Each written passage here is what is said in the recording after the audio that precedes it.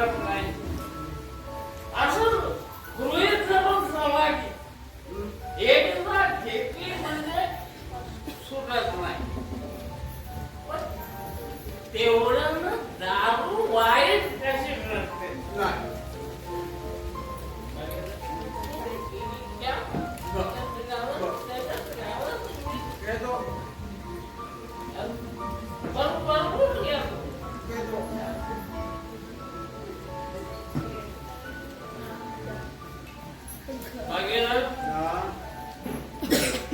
तुम्ही विश्वविद्यालयाचे पदवीधर आहात. हो. 4 दिवस परीक्षा देऊन एकदाच पदवी मिळवता आणि ते जन्माची चिकटते घडते. बरोबर. म्हणून तुम्ही पदव्या घ्यायचे टाकला काय नाही.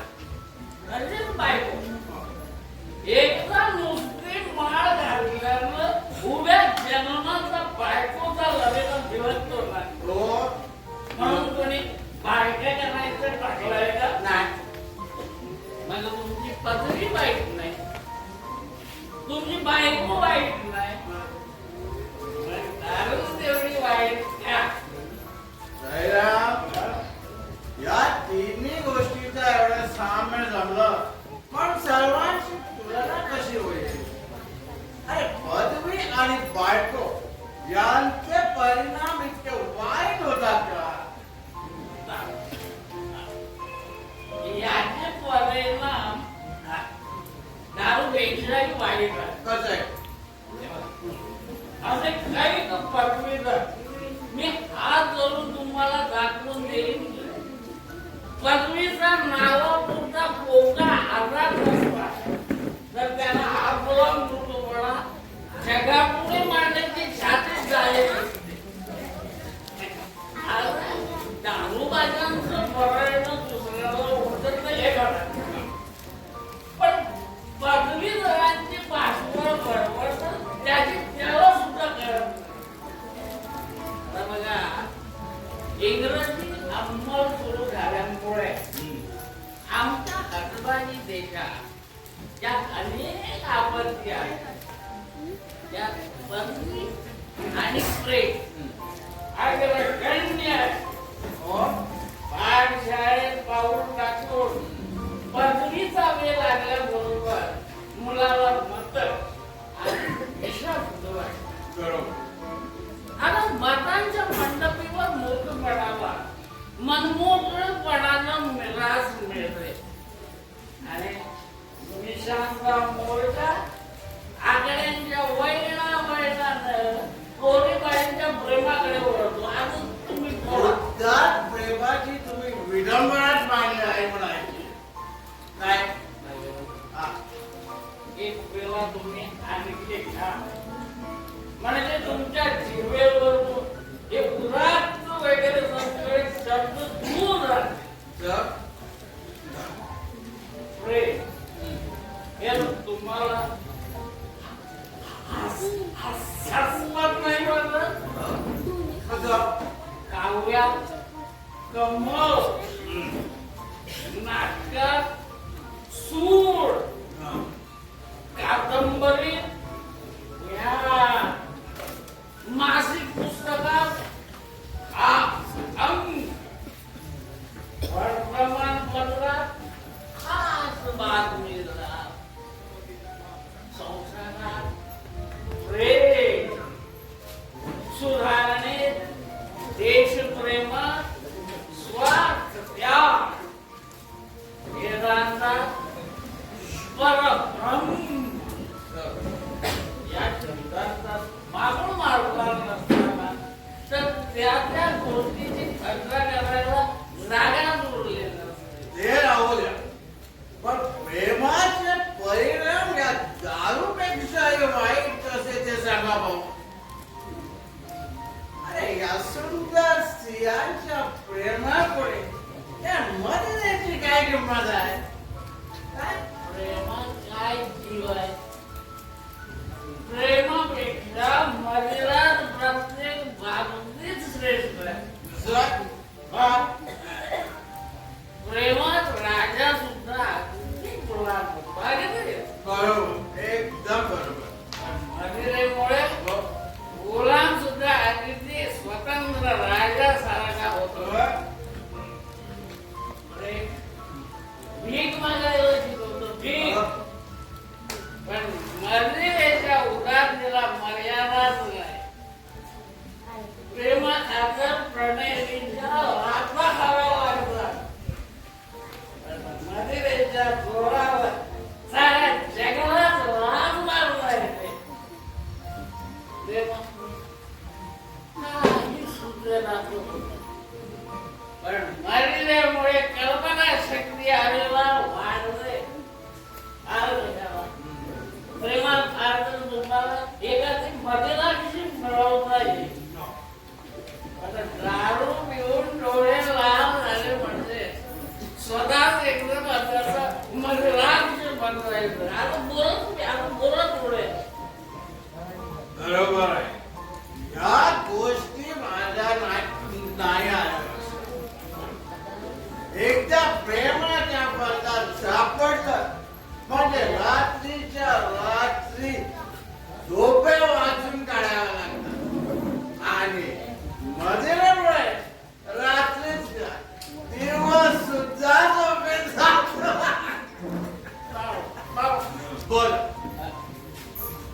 मदिरेचा नीतिमत्तेशी संबंध काय स्वरूपाचा वाटतो तुम्हाला? मद्यपान नीतिमत्तेला फार पोषक आहे.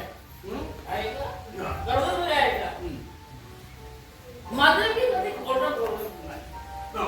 कारण खोटं रचून त्याला कधी सांगताच येत नाही. मद्यपी कधी कुणाजवळ चहाडी करणार नाही. माग कोण काय बोललं हे त्यावर आठवत नसतं. तो कधी कुणाचा विश्वासघात करणार नाही. कारण त्याच्यावर कुणी विश्वासच ठेवत नाही. चोरीच्या बाबतीत तर तो बेटा अगदी तसा एखादी लहानशी गोष्ट सुद्धा त्याला दुसऱ्या चोरून ठेवता येत नाही. आणि त्याची तुझी बोलून लागतो. चोरून प्यालेली दारू सुद्धा त्याला जिरवता येत नाही.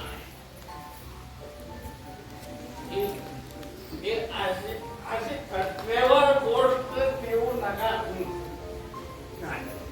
एकदा आमच्या मद्यपानाच्या बैठकीत आमच्या एका मित्राला चोरी करायची इच्छा झाली.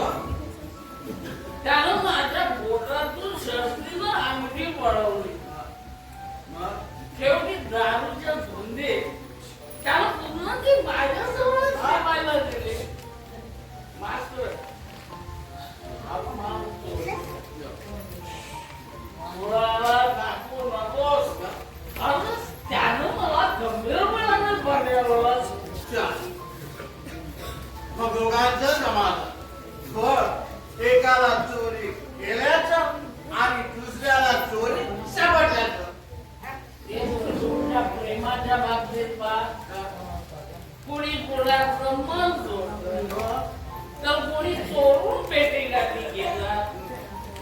एकाकडे पाहायचं ते सुद्धा चोरून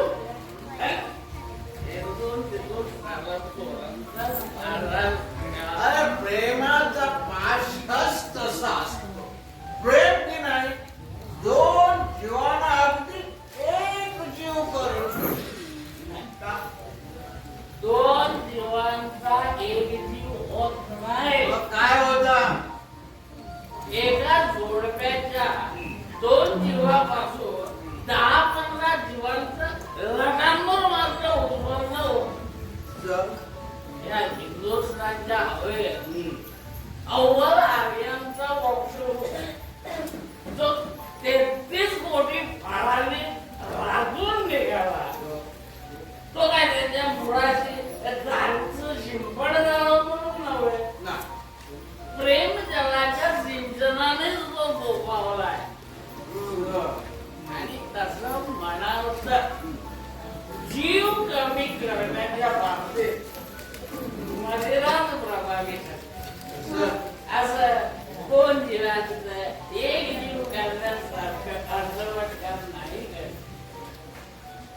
दिलेले आजपर्यंत आजचे काही ते जीव अजिबात नाहीसे केले आहे.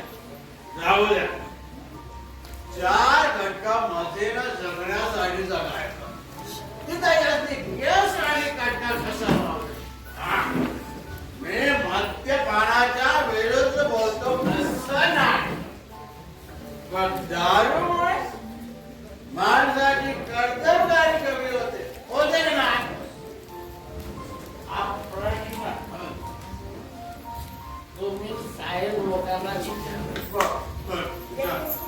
पोट्यानं पोटी असं आर्यांची कर्तव्य कानूनी पेशानं साहेबांच्या भेटीसाठी बंगल्याच्या बाहेर उभी आहे आणि बंगल्याच्या पेल्यावर पेले घेणाऱ्या कामामुळे सत्ताधारी साहेबांना बाहेर यायचं सोडत नाही. आपले वेळे वांदरे प्रश्न तुम्ही विचारला याचं कारण एवढंच आहे. मगापासून तुम्ही हात घालून काम चालवलेलं आहे. आता तुम्ही काही नुसते नवीन नाही. हे बघा, आमच्या घरी नव्या शिकायला स्वतःच्या अप्रूव्हल घेण्याचं काही कारण नाही. नवीन घेणाऱ्याच्या अप्रूव्हला 4-6 महिने आम्ही जवळ ज्याचं त्याला स्वतःच्या अप्रूव्हलचं विजिटिंग वाढत सांगितलं. अप्रूव्ह कीर्ती यांच्यासारख्या गोष्टीची मला जाण नाही. अरे ज्याने साऱ्या जगाचा जिद्दपणे कायमचा विरोध घेतला त्याला या गोष्टीची काय वाटणार? चौकात जाऊन मला पेट बसायला सांगितलं तरी माझी तयारी आहे.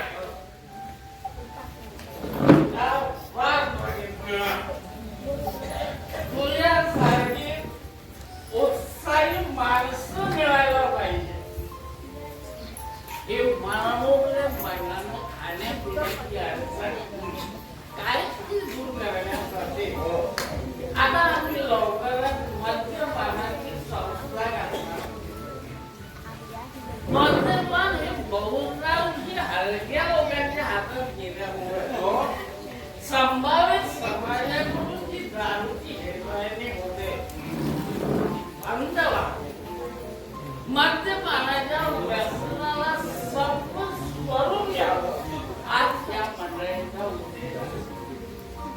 सर्व धर्माचे, सर्व पंथाचे, सर्व जातीचे, कोण जातीचे दारू पिणारे लोक या सामील असल्यामुळे याचं नाव आर्य मदिरा मंडळ असं दिलं.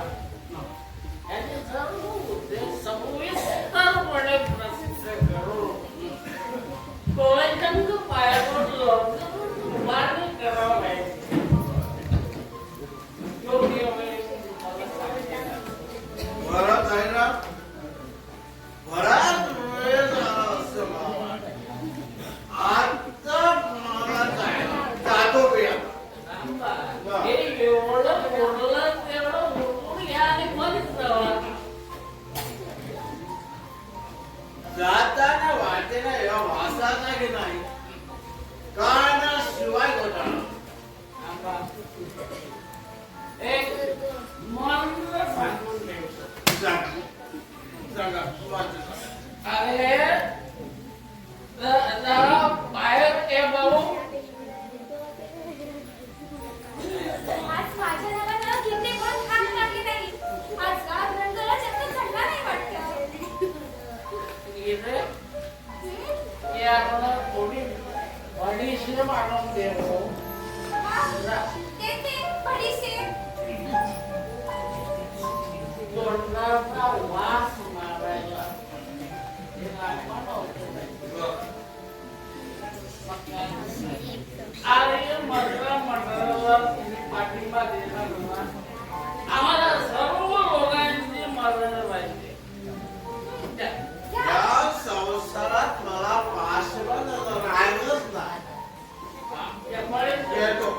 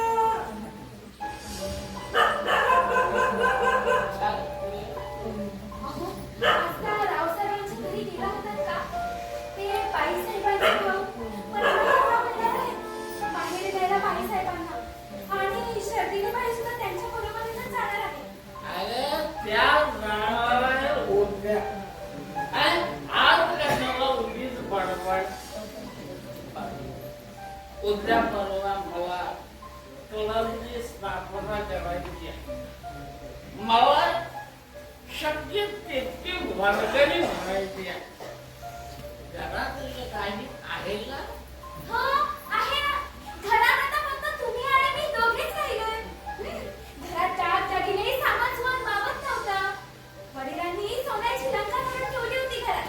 पण तुमच्या आशीर्वादानं सावकारानं या भरत्या घराचं रामराज्य केलं. असो गेलं कुठलं. पण मी म्हणते तुम्ही सगळं सामान कसं विकत हो?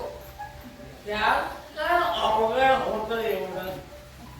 निम्म सामान विकलं म्हणून गरीब होत चाललो आणि पुढे गरीब होत चाललो म्हणून बाकीचं निम्म सामान विकलं. वा, अहो चांगला डिग्रीने वाचण्याचा नाद होता. पण सारी पुस्तकं पण विकून टाकली तुम्ही.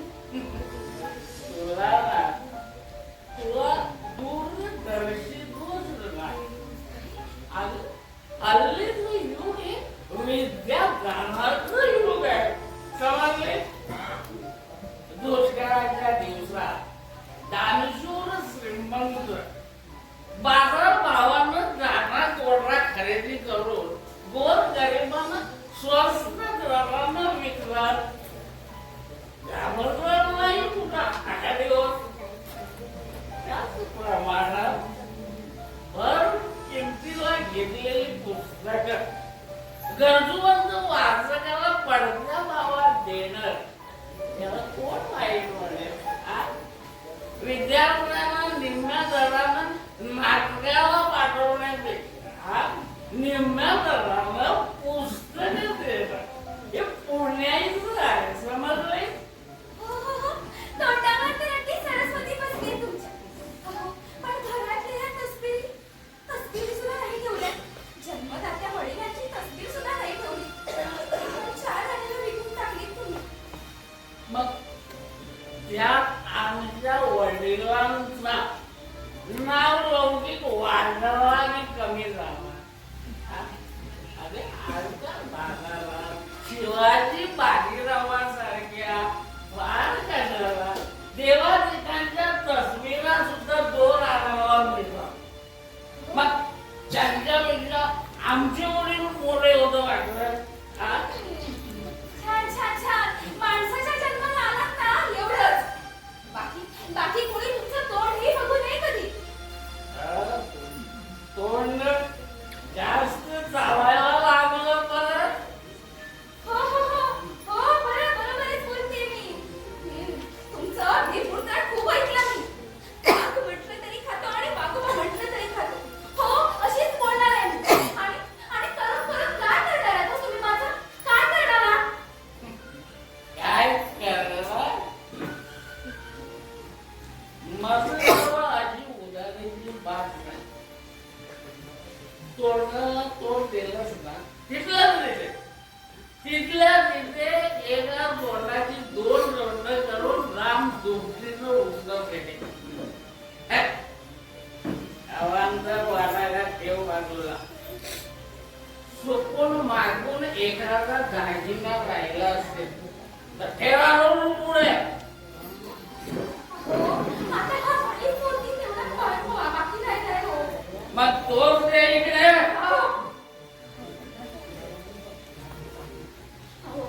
चार चौघाची 4 धर्माची जरा चाडी पाडता. हो, तुमच्या नावानेच ना. मंगळसूत्र घेतले गळ्यात. सौभाग्य चिन्हासाठी सोन्याचा मणी आहे. तो गळ्यात असली म्हणजे ना